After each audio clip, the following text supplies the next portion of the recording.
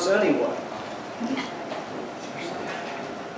Do you know what an appropriate response is? I mean, sometimes I think I would know what an appropriate response is, and then later I think about it, I don't know if that was appropriate. That's right.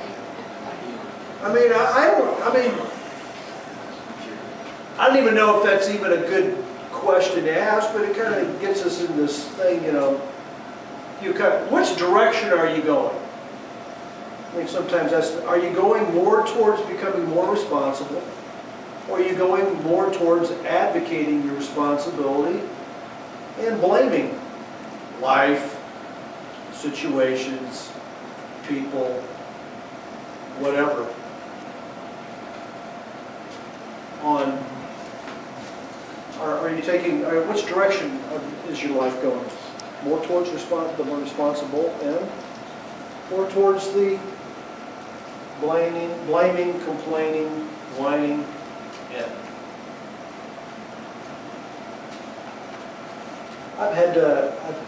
It's a sobering series for me too. I see myself becoming more responsible.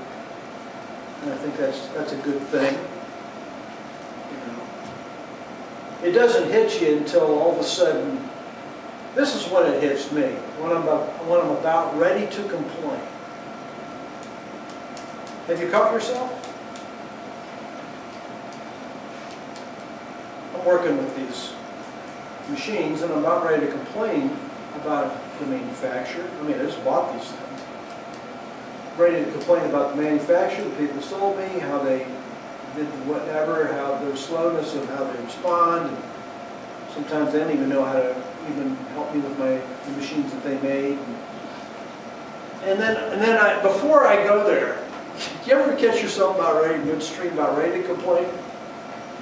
Then I ask myself, so what can I do? And there's always something I can do. It's a rare occasion if there's nothing, zero, that I can do to help be part of the solution. Is there something that I can do? That's where I've caught myself, and that's been a good thing. I will go the second mile. Isn't that what Jesus says? You go the second mile. I always liked. Trying to think of the man's name. Zig Ziglar says there's no traffic jam on the second mile. Always like that statement. There's no traffic jam. If you're going to go the second mile and go the extra, there's no traffic jam on that second mile because not everybody's vying to do the extra. There's never no traffic jam on the second mile. I always love that statement. The more we have, the more we waste. What do you think about that? Let's think about it. Like the more time you have, the more time you'll waste. The more money you have, the more money you'll waste. The more you have, the more you waste. Why is that?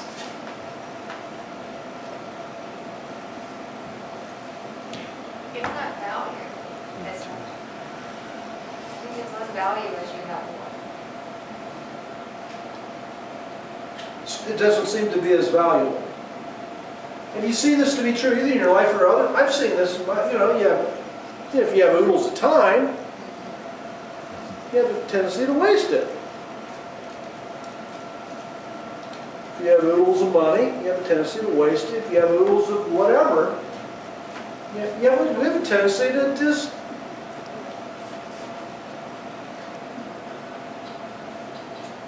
That just goes against responsibility. So why would God give us oodles of anything if we're going to waste it?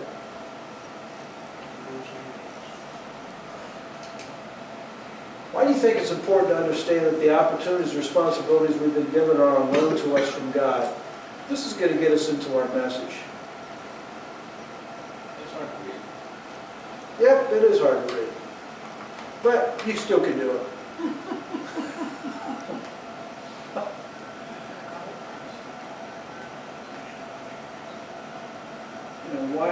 Why is it important to understand that they're on loan from God? Then we're stewards, not owners. If it's somebody else's car you're driving, and you know you're going to have to give an account to how you're treating that car,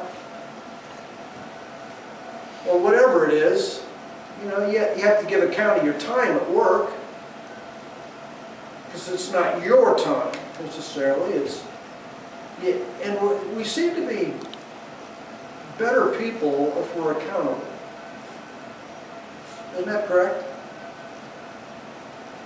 I think there's a lot of that. This is the message that we're going to get into. And it says, again, it will be like a man going. This is right after the message of the 10 virgins. And to get us into, again, what Jesus says, this is the way it's going to be on the last days. This is Matthew 25. This is Matthew 24. In Matthew 24, Jesus, it says, left the temple. This gives us a context of where Jesus is talking and how Jesus is talking about this parable. It says, Jesus left the temple and was walking away from the temple when his disciples came up and called his attention to his buildings. Do you see all these things? He says, truly I tell you, not one stone will be left on another. Every one will be thrown down. I guess Jesus wasn't too impressed. They were drawing his attention to the big buildings. As Jesus was sitting on the Mount of Olives, his disciples came to him in private. Tell us, when will this happen? When is the temple going to fall? And what will be the sign of your coming and the end of the age? What's going to be the sign of your coming? And then he talked about, it'll be like the 10 virgins, which we talked about last week. And then he goes into this particular parable. Again, it's going to be like a man going on a journey. When is Jesus going to come? He gives this story. And I like, this story is called, in some translations, the parable of the talents. The problem with talents is when you think about a talent, what do you think about? The voice. What now? The voice. Okay, talents, you think about, you know, like you have a good talent or a gift, or maybe it's like a voice. That's not what talents is. Talents are money. A talent is money. And so this is a good translation. It's not the parable of the talents. It's called the parable of the bags of gold. That's really what it is. They're not talents. Now a parable is this earthy story with this heavenly message, and it doesn't all translate perfectly. It's just a story with a major main point. When Jesus comes back to this earth someday, he wants us to be ready. And he's telling this parable to say that someday we're going to have to face God. And I want you to be ready for that day. How many want to be ready for that day? That you're going to face the Lord someday. We're all going to face the Lord someday. And he says, I want you to be ready, because when the building falls, when the temple crumbles, when everything gives way, when Jesus comes back, someday you and I are going to face him face to face. He says, this is a parable that will talk about that you need to be ready. And some of what you need to do in order to be ready. It will be like a man going on a journey. And he called his servants and entrusted his wealth to them. In this parable, the man going on the journey is who? Jesus. It's Jesus. It's God. God's on the move. Earth is kind of small. I'm not sure what God has in his big mind.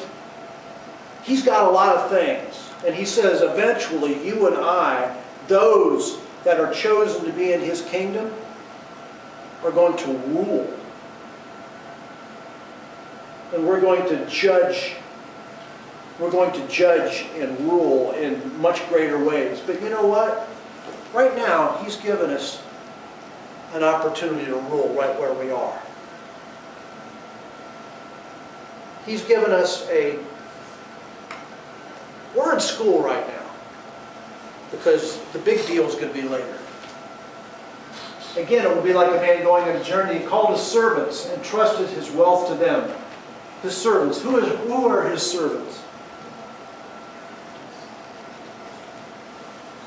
These are the people that have made a commitment to Jesus and said, I want to be a Christ follower. This parable is not to people who don't know God. This is to people who know God. And he entrusted his wealth to them. He says, I'm going to give you what's precious to me. Now, what is precious in this life?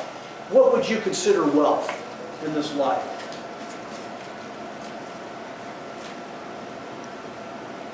Family, friendships. Okay, relationships. Relationships. How we handle relationships is important. Okay, good. What else? How about time? Time is a huge thing. Resources. Could be money. Could be buildings or lands or stuff. Now, the story goes on. To one, Jesus gave 5 bags of gold. To another 2 bags, and to another 1 bag. Well, we can just stop right there and say, well, come, he's got 5 bags. Have you ever done that before? You compare your little bag with somebody else's bags and just say, how come they got 5 and I only got 1? And then what's in the bag? Well, they're bags of gold. They're all bags of gold. Someone gets 5 bags of gold, someone gets 2 bags of gold, someone gets 1 bag of gold. Have you ever seen that some people just seems like they just got more? They have more. I don't know. Everything just, I don't know. Is it fair? Now look at this next. To one he gave 5, to another 2 bags of gold, to another bag, each according to his ability.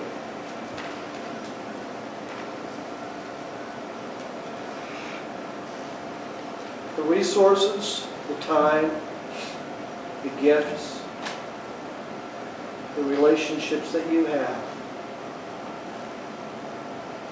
Don't compare with others. God's given you according to your ability. You can handle what He's given you.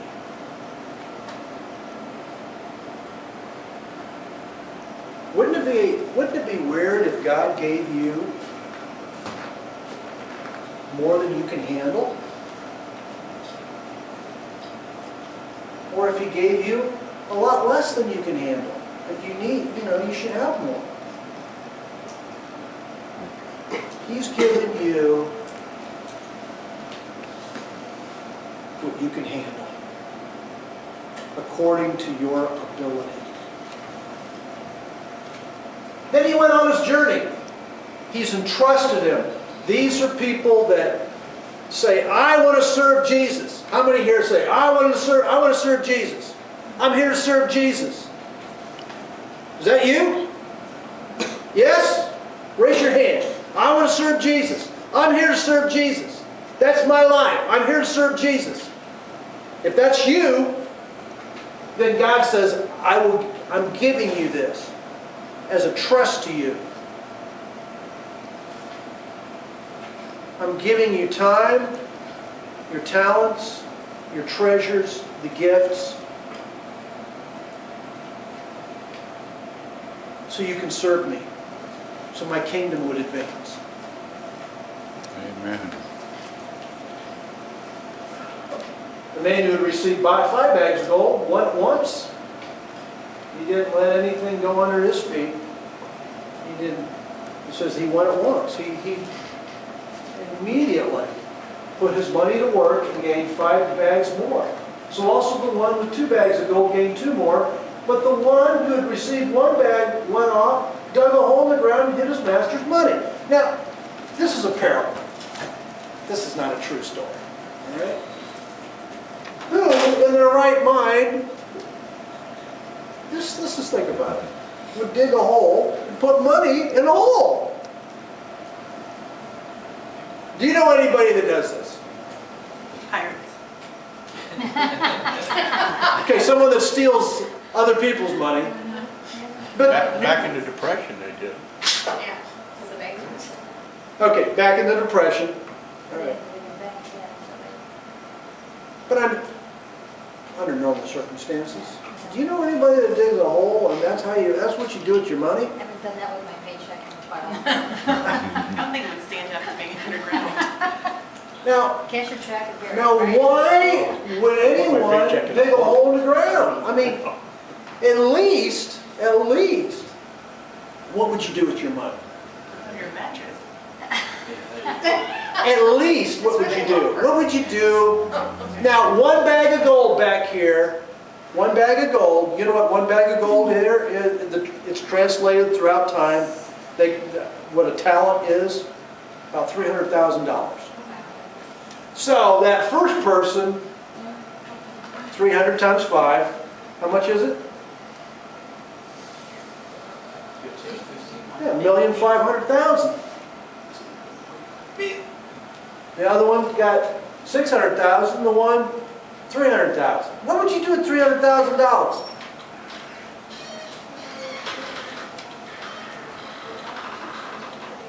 Let's just suppose you have $300,000.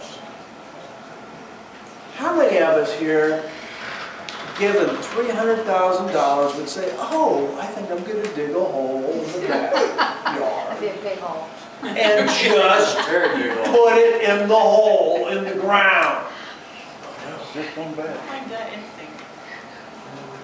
Yeah, but this was. I mean, Jesus is making a point how ridiculous that is. Yeah. Jesus is making a point. This is major ridiculous. He's out. All right. To me, one key verse is key. Verse 19.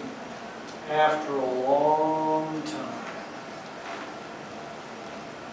I mean, does it seem like, God maybe gave you something to do way back when, and you really haven't heard a whole lot since then?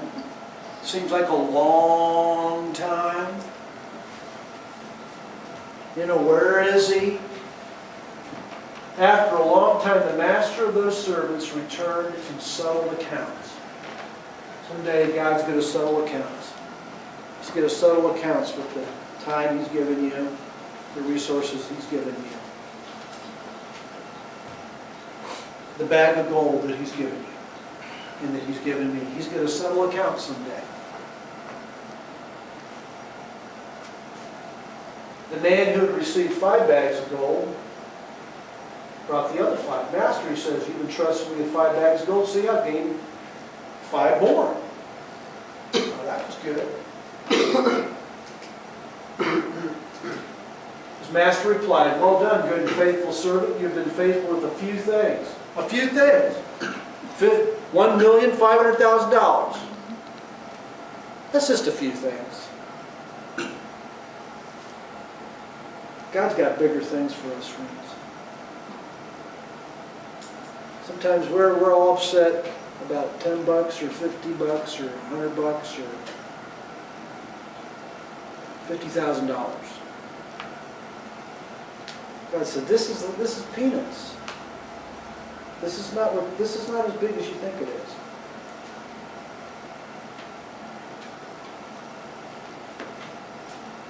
I'll put you in charge of many things. Come and share your master's happiness. The man with 2 bags of gold also came. Master, he said, you entrusted me with 2 bags of gold. See, I've gained 2 more. His master replied, well done, good and faithful servant. You've been faithful with a few things. They're all few things, God. I don't know. $600,000, $1,500, same guy. I'll put you in charge of many things. Come and share your master's happiness. And the man who received the one bag of gold came, Master, I know that you're a hard man, harvesting where you have not sown, gathering where you have not scattered seed. So I was afraid and went out and hid your gold in the ground. See, here's what belongs to you. And his master replied, You wicked, lazy servant. So you knew that the harvest that I harvest where I had not sown and gathered where I had not scattered? Well, then you should have put my money on the deposit with the bankers so that when I returned, I received it back with interest. You know, anybody would have put it in the bank. So, I always struggled with this. Always have. He didn't lose money. So why is he angry? What's the point? What's the point of this? What's the point of this? The fellow wasn't responsible. He didn't do anything what was given him. He didn't. I don't see that as being irresponsible. He was responsible. He did not lose the money. There's He could have, though. There's no zero loss. No, There is no loss.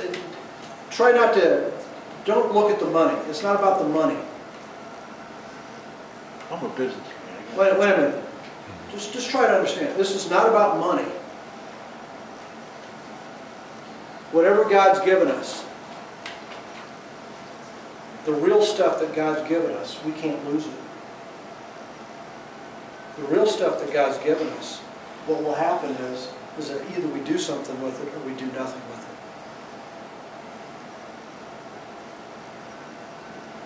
God owns the whole earth. We can't lose anything. God owns it all anyway. We'll never be able to lose it. To me, the key to this whole thing is, what was the problem with this guy?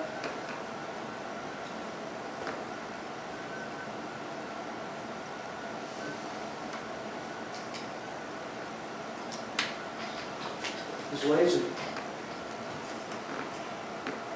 I thought, way back when, many years ago, that I was going to be held more accountable for the bad that I did.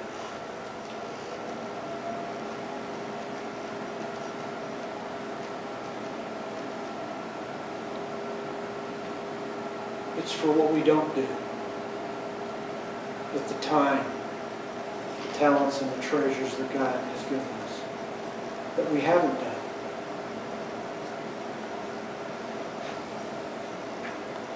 There are so many opportunities wasted, and we don't do anything. Whose life is this? Is it your life? Or is this God's life? And what are we doing with this life of ours? Nothing? The guy did nothing with his life. And to me, that was the point. He didn't do anything with it.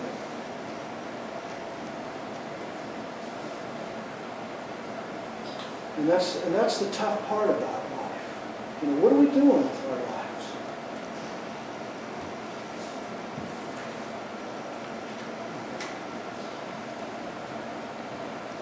John Ortberg asked Dallas Willard. I have some books of Dallas Willard.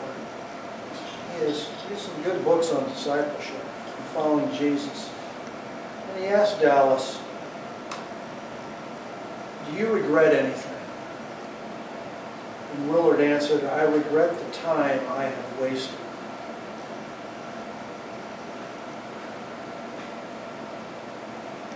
And Ortberg was stunned because he knew Dallas Willard. He says, if there's any human being on the earth who has not wasted time, Ortberg says to him it would probably be Dallas Willard. I don't think he's known what a television was, or if it would have hit him in the head. He's either reading or teaching or doing ministry or doing bits of carpentry in the house or mentoring students or praying. And if he's guilty of wasting time, the rest of us may as well sign up for vagrancy hell right now. Ortberg explained what he thinks Willard meant by saying that regrets, wasting time. Redeem the time, the Apostle Paul wrote, because the days are evil. He says, I think Dallas regretted all the time he wasted. No, not because he compared himself to other more efficient people, but because he began to see what life could be. I remember him saying that all of us lost souls allow ourselves to live in worry and anger and self-importance and pettiness when life with God is all around us.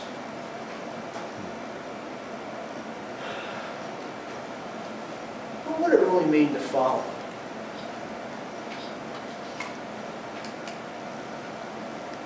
He says, so take the bag of gold from him and give it to the one who has 10 bags. So there's going to be a day when we're going to settle our accounts before God. What we did with what he has given us. We really can't lose it. We can put it in a hole in the ground. We can do whatever we want with it. We'll never be able to lose it because everything's God's anyway. The question is, did his kingdom advance? Because of us being on the earth, have we done anything? He's entrusted us. Did we live our life or do we live his life? Now it's interesting, he said, take the bag of gold from me and give it to the one who has 10 bags. Why didn't he break it up and give it to someone with the 2? I don't know, is that fair? There's all sorts of weird stuff in this story. And you know, life's not fair. But one of the points here, I think, verse 29, for whoever has will be given more, and they will have an abundance, but whoever does not have, even what they have will be taken from them. So that worthless servant outside in the darkness where there will be weeping and gnashing of teeth. Now, sometimes people think that's hell. I don't know if that's what it means. I just think that person has a lot of regrets.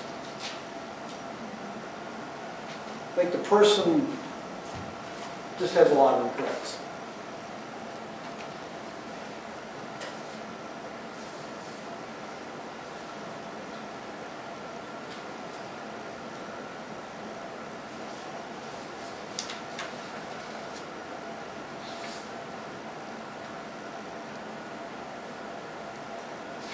I like this story by Brian Wilkinson. He says, we have a sterling silver tea set at home that a family member gave us as a reminder of her love for us. Quite old, beautiful, sits on a stand in our living room, in our dining room, excuse me. There's only one problem, we can't use it. Before she gave it to us, she had it chemically coated so that it wouldn't tarnish. Hot water will ruin the finish. And then Brian goes on, he says, God's not looking for sterling silver tea sets. He's looking for rough and tumble clay pots. The kind that can be used every day. He's looking for the kind of pots that don't need to be tucked away in a china closet but can be sent out into the crash-bang world, carrying within them the life of Christ. The church was never meant to be a china cabinet where precious pieces could be safely stowed out of harm's way. The church was meant to be a working kitchen where well-worn pots are filled again and again to dispense their life-giving contents to a thirsty world. So, you know, what's the point of this parable? What's the point?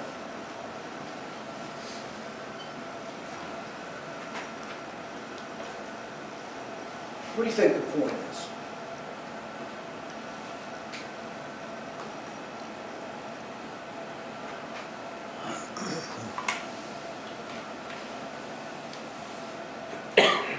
Well, Lois Cheney wrote a poem about this one. And it started out with someone who had been given, I don't know, many beautiful gifts, I forget exactly what it was, but he kept them stored in a box and didn't share them with anyone. And when he got to heaven, God asked, what did you do with what I gave you? And he says, I kept it all for you, right here. And he opens the box and it's a snake.